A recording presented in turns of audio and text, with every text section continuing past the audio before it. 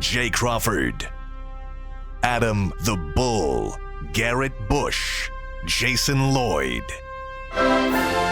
Plus, ba-da-da-da-da, you're loving him, Mikey McNuggets. And so many big names, it would take me hours to say all of their names.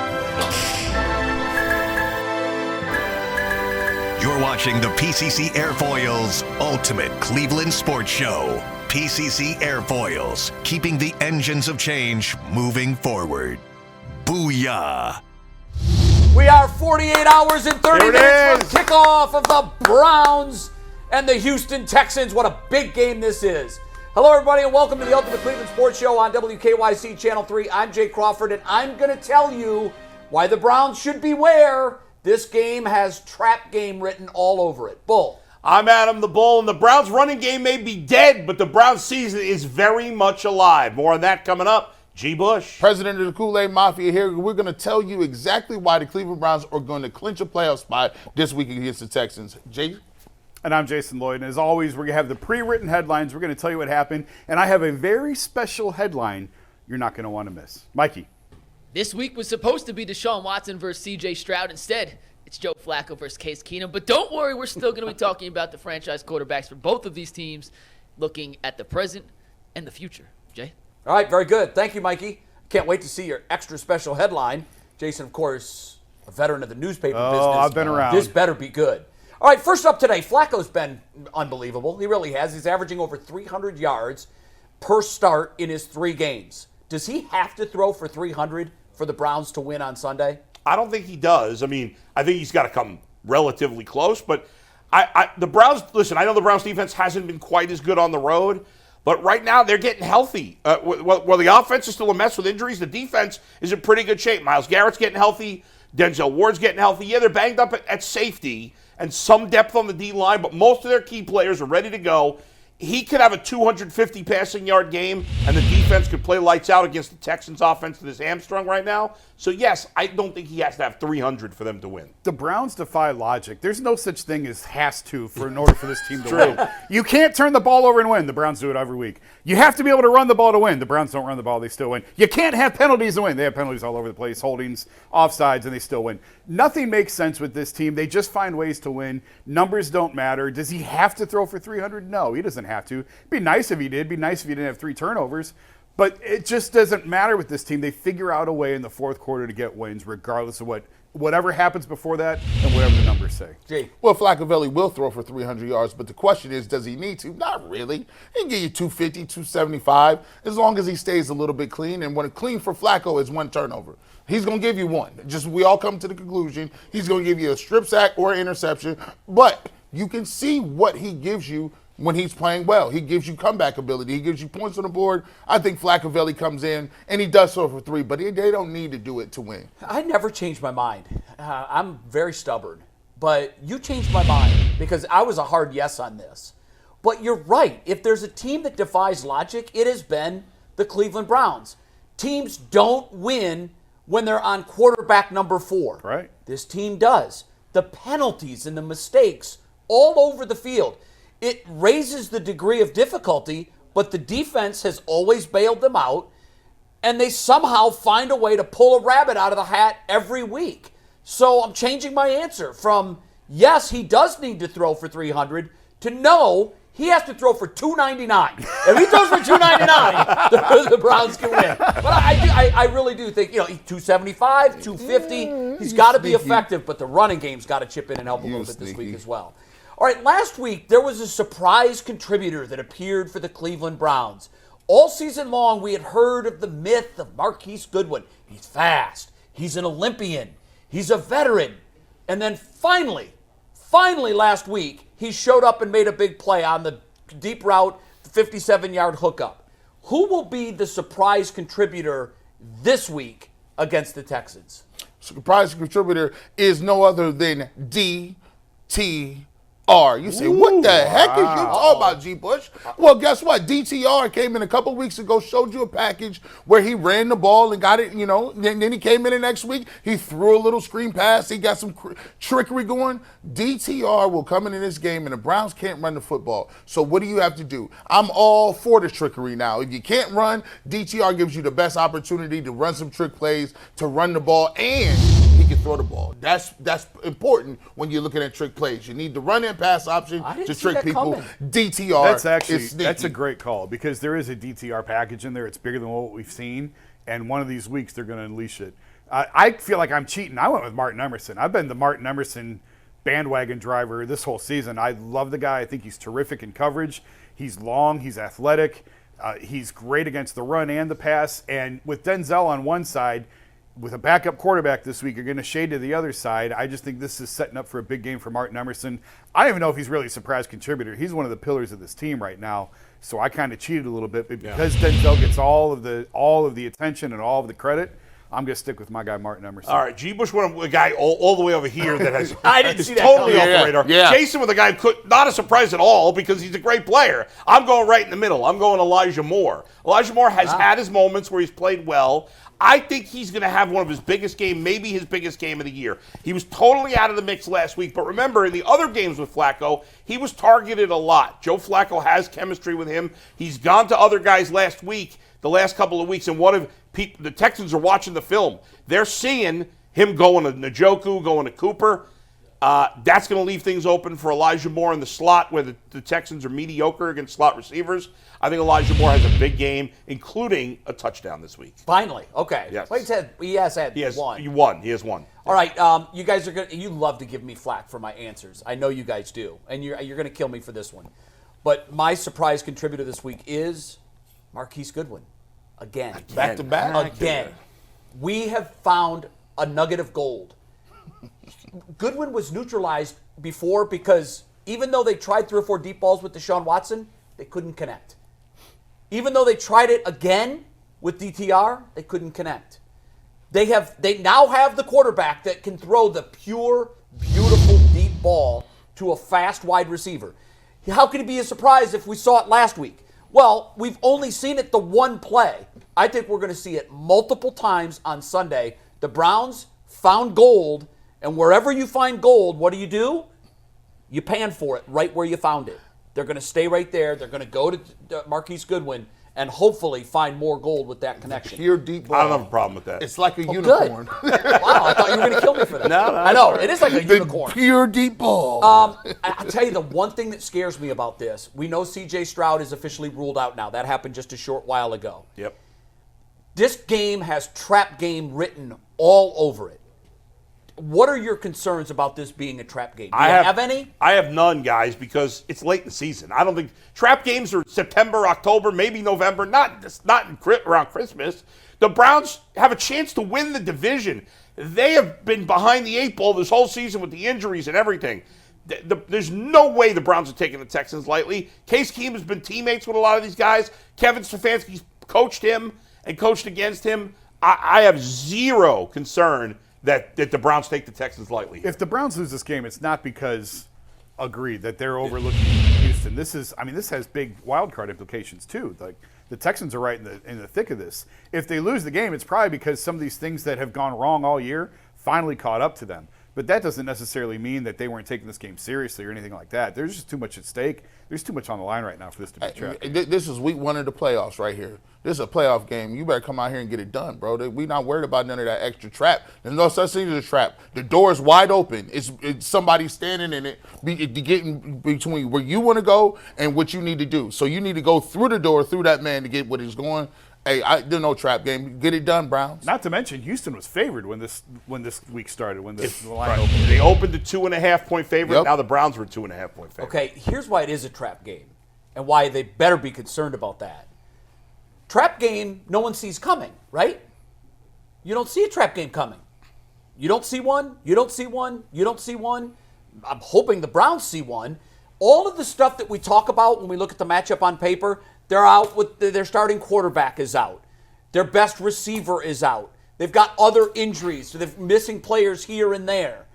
Because of all of that stuff, everything is pointing to a Browns win. I think a trap game is when all signs point to one team winning, but there are still valid reasons for why they could lose. Valid reasons they could lose? Yeah. It's on the road. Yeah. They have not been as good on the road, not even close, particularly the defense. How many times in Browns history do you say, gosh, they win games they weren't supposed to win, but then they give back that equity by losing one no one saw coming? I'm not saying they're going to lose.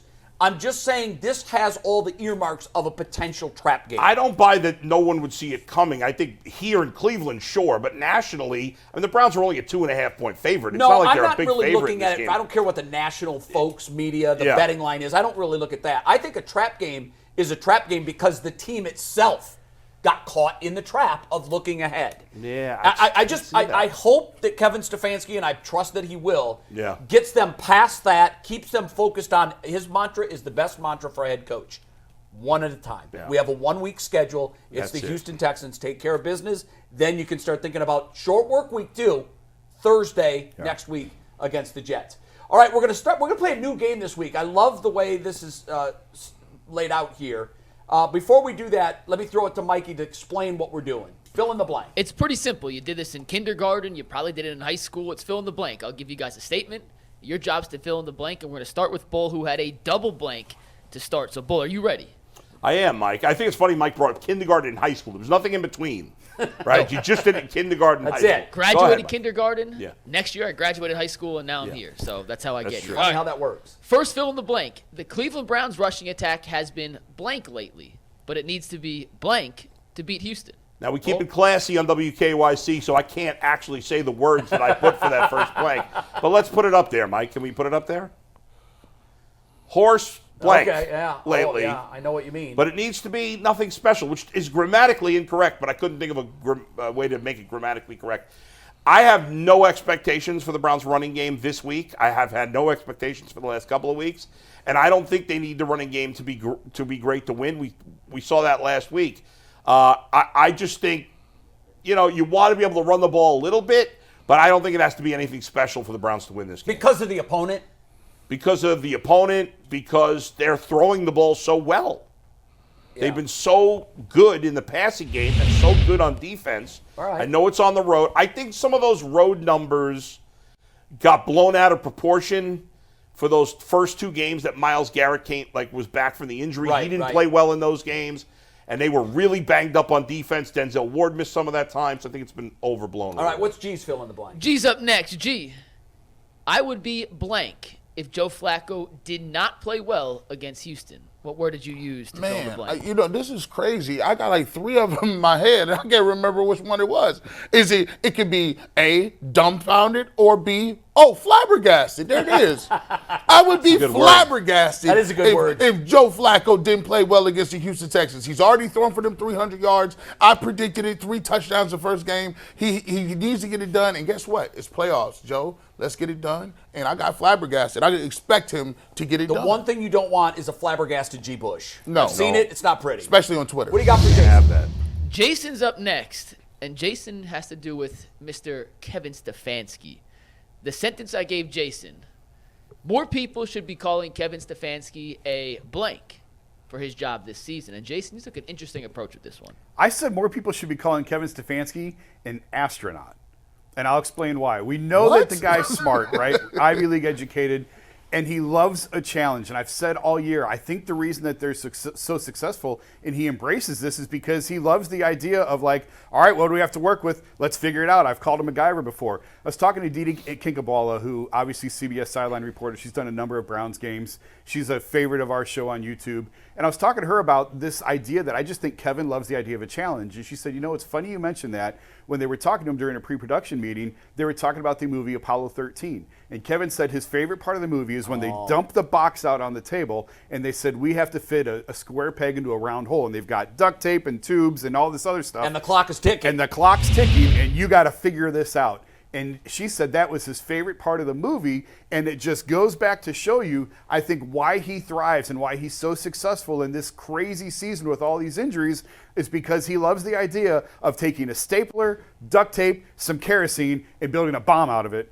that can explode on the field on Sunday. And that's about what he's done this year. That's about what he's done this year. And to Good quote that analogy. line of that movie as well, failure's not an option. That's right. You got to get it done. All right, what's mine? Jay, you're up last. David Njoku's play the last 3 weeks has been blank. Exactly what we've all been waiting for. That's the only thing that I could think of. When you sent this to me, I thought, this is Njoku we thought we were getting when we drafted him. This is the Njoku that we thought we were getting when we made him among the league's highest paid tight ends. We are finally seeing what David Njoku can do. And whether that's a product of Joe Flacco is now leading the offense, or Kevin Stefanski, being the astronaut he is, has finally figured out a way to work this square peg into the round hole. Whatever the deal is, this is the player we thought we were getting all along. And it came 6 years late, but I'm glad it's arrived. Yeah. And we need more of that if we're going to push this thing into the playoffs. My only problem with Jay's answer is it's way too long for that line. Yeah, I know. Way too long, as most of mine are. We're taking a break. When we come back, Cecil Shorts is a Clevelander, a former wide receiver in this league. He had something very interesting to say on our show earlier this week. We're going to discuss and debate. The Ultimate Cleveland Sports Show comes right back. Welcome back to the Ultimate Cleveland Sports Show. We're going to talk about what Cecil Shorts had to say about CJ Stroud and Deshaun Watson in a second. But first, both just hot off the presses. You have an injury update. Ogbo is out for the game. Juan Thornhill out for the game. We expected both of those. Anthony Walker, he is out as well. We didn't necessarily expect that. Joel Bitonio is questionable. Ethan Pocic is expected to play. Hopefully Bitonio will play. That could be potentially good news on the O-line. Yeah, you're right. We need him back on that offensive line for sure. All right, Wednesday on the Ultimate Cleveland Sports Show, the YouTuber edition, Cecil Shorts, a Clevelander who formerly was a wide receiver in the NFL, actually said that CJ Stroud is better than Deshaun Watson right now. Raised some eyebrows when he said that. Guys, is he drinking too much, not Kool-Aid, but Texas tea on this one? Listen, I had to go home and marinate this overnight, and I looked at it and I said, look at who C.J. Stroud has done and who he's played. He does not have a signature win like Deshaun Watson has going. Wait. His comeback win against the Buccaneers was unbelievable. But that's not the Ratbirds. We had a comeback win on the road against one of the best teams in the league, and Deshaun Watson went 14 for 14 down the backstretch. I think C.J. Stroud has a lot of upside, but if you ask me today, I got one game to play, and both guys are healthy, I'm taking Deshaun Watson. Jay? I'll take C.J. Stroud. I think he's been remarkable this year for a rookie. When you factor in contract, age, injury history, all that stuff, it's a slam dunk for me.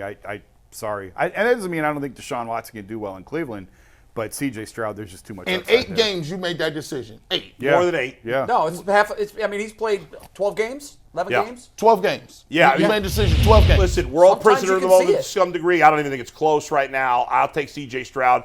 If you forget the contract, leave that part out. Sure. But if you ask all 32 teams, and let's say we could ignore the off-the-field stuff. Even if you ignored the off-the-field stuff and you ignored the contract, obviously the age has to factor in.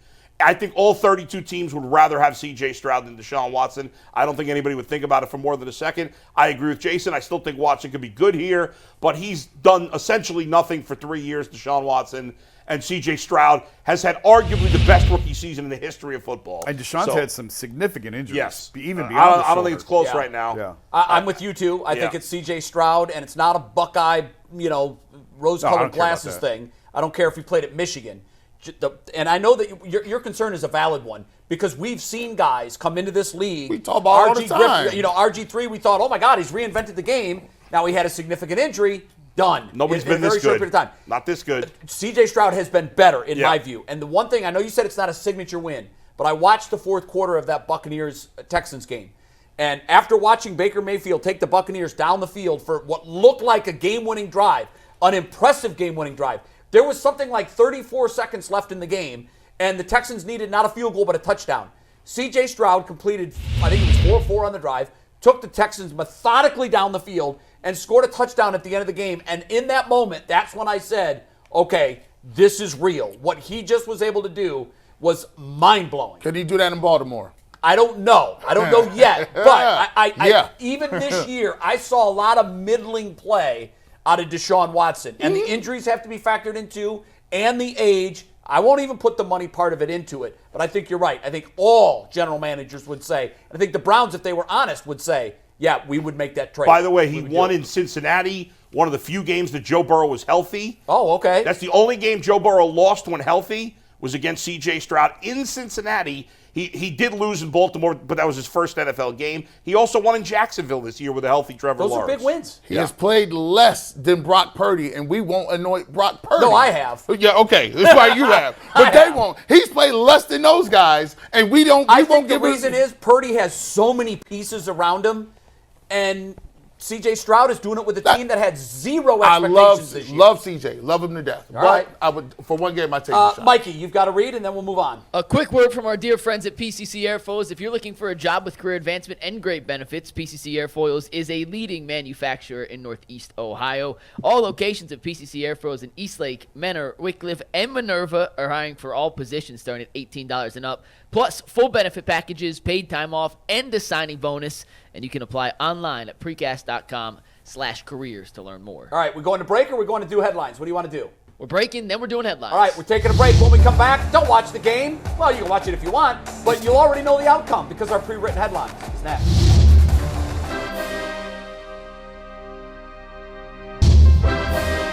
Welcome back. It's time for our favorite segment. It is pre-written headlines, and we're going to change things up a little bit this week. Normally, Mikey McNuggets goes last. We want you to go first this week. It's our little Christmas gift to you. Thank you, and I'm going first so Jason could go last because Jason has a special one. But how about this? Remember the Flacco. He's going down to Houston. Remember the Alamo. General Flaccovelli's heroics lead Browns to victory in the Battle of NRG. Wacko for Very Flacco. creative. Earl continues his quest to go perfect with Flacco. But remember the Flacco. I think the Browns win. That's Gee. good. Oh, That's listen, really good. I got another win coming up here, and Flaccovelli does it again. We get to this headline, and I'll tell you what. I said 300 last week. I think it's 300 the middle week. I'm going to say 300 again. Flaccovelli eats up the Texans like barbecue chicken. Browns clinch playoff berth with a 27-13 win. Bull. Let's see it. I have no idea what I wrote. I can't remember now. Warm Texas air leads to hot game for Flacco. Joe throws for 303 and 2 TDs as the Browns top the Texans 20-13. Love the cowboy hat. Wish you could wear it during the game. All right, I'm getting a little nervous because I think it's going to be a clean sweep here. Well, lately we've all been picking them and they've been winning. You're right. So yeah. here's my headline. Yes, I do have the Browns winning again. I wish I was as creative as you guys. I'm just very straightforward. Browns get healthy with third straight win. Cleveland wrangles Texans in 27-13 road win. Once again, I have the same final score as G. Bush. Yeah, that's crazy. This is 2 weeks in a row. We weeks in a almost row. got it exactly right last week. Yeah, we'll see. Jason, you've got something special for us. It better be good. Well, in the spirit of the holiday season, it is Christmas Eve that this game's being played on. And originally the headline I sent in was too long. Mike said we'd never be able to read it on the screen. Browns dreaming of a brown Christmas. Okay, that could be They call me gross. the Grinch of UCSS. Jason turns caroler for predictions. So here we go. You ready? Yeah. 'Twas the night before Christmas, and all through the land, fans celebrated a win on a defensive stand. Touchdowns were hung by Njoku and Cooper. The Browns are 10-5.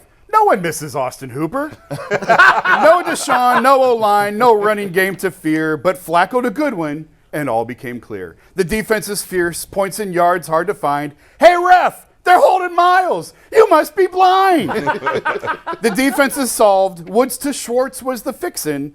On Oboe, on Jock, on Miles, they're blitzing. Run Kareem, run forward. Behind Wyatt, they score. To the top of the north, together they soar. Houston had a problem. His name, Denzel Ward. No Stroud, no chance. One Buckeye, one award. The Browns broke the Texans, stole their stockings and fled. The wild card is theirs with 2 games ahead. Then I heard Kevin exclaim as the plane left our sight, happy playoffs to all, and to all a good night. Yeah, and I'm glad we say Merry Christmas. Go Browns! That was awesome. See you Sunday. See you Monday. Sunday and Monday.